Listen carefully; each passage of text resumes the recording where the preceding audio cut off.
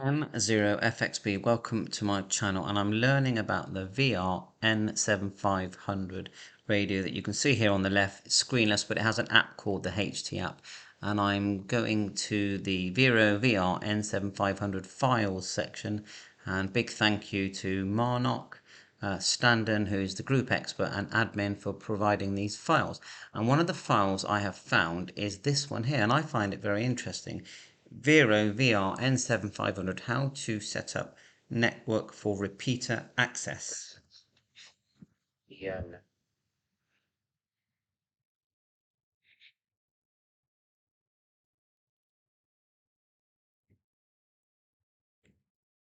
And thanks to, let's just expand this a bit, WB1 Alpha Alpha Lima, Jeff. So thanks very much, and these are the instructions. So the idea is that once you've set it up at home, you can then go off with your another tablet and you can access a channel and actually activate the repeater that you've linked your Vero to at home anywhere in the world, as long as it's turned on and connected at your home location. And of course, you have to set up a password and you have to get permission from the repeater keeper to allow this. So for me, it's more about experimentation. It's not something I would set up and use permanently. So let's go to step number 1. So in this step 1, he says create a memory channel in the normal way. So I will link a video in the description of how to just create a normal memory channel. So step 1, create new memory channel for the repeater. So for me, for example, I would set it up for GB3FI. It's a nice strong repeater near me.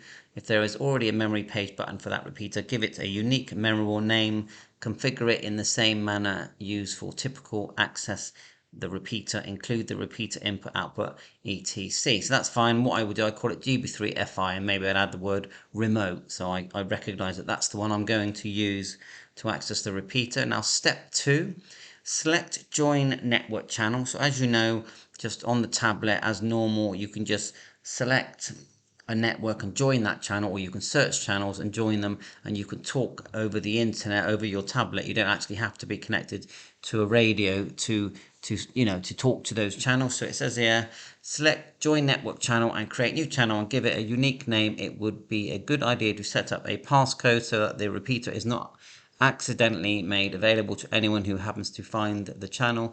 Do not fill in the radio configuration section. Leave it blank. Save the new channel. Okay, you can see that there. Step 3. Go back to the VR-N7500. That's the hardware. That's the actual VHF UHF unit that you're seeing here on the left here. This is the actual, it's 50-watt radio basically. And it says here, go back to the VR-N7500 memory page. Do a long press on the dedicated channel button that was created in step 1. Bind the channel and long press the button again to enable relay mode. So you bind it first, then you long press and you enable relay mode. Make sure that sync radio config is selected. It should be selected by default. So you can see it here in this small window, ticked with the green thing. You've got relay mode and sync radio config. Scroll up. The name on the button will change to include the network name. See the third button from the left. So the third button from the left says, here it is there, it's quite hard to see, ACC repeater. Is that AA something? So let's scroll down. Step 4, download the app onto another tablet. This is the remote device to be used over the internet or LAN to access the repeater. Do not bind it to the Vero, of course, because you're not going to be using the second tablet with the Vero. VR-N7500, as this will confuse things, it might be a good idea to turn off Bluetooth.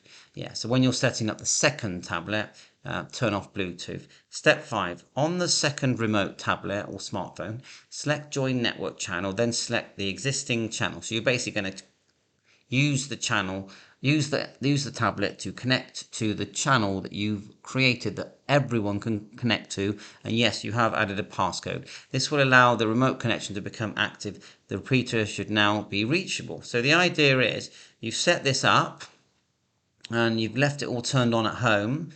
People can just grab their tablet and find the channel that you named, let's say GB3FI remote, connect to it, and as long as your radio is in range of that repeater, they are going to be able to access your repeater. So like I said, this is for experimentation. I don't think I'd ever leave it permanently set up, but it's just interesting that we're able to do this with this system. It's just a very interesting radio, and there's quite a few functions that you can do. Obviously APRS, it's got CW decode, DTMF decode.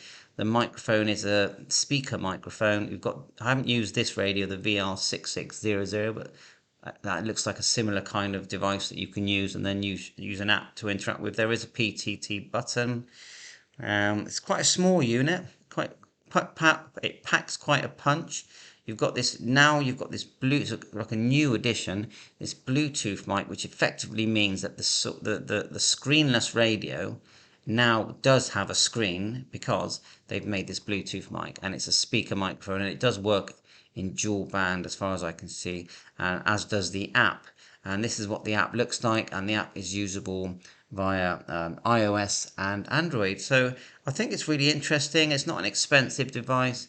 More information here, and I'm learning more and more about this each day. The actual device doesn't come to me for a couple of days yet, but enjoying myself. You know me, I always love learning new gadgets. So thanks for watching my channel. Thanks to Marnock and let's get the correct name, Jeff from who is WB1 Alpha Alpha Lima, for making these instructions, and thanks to the Facebook group Vero VR-N7500 and to Marnock 73, and there's lots of files here in the file section to learn from as well. Bye for now, 73.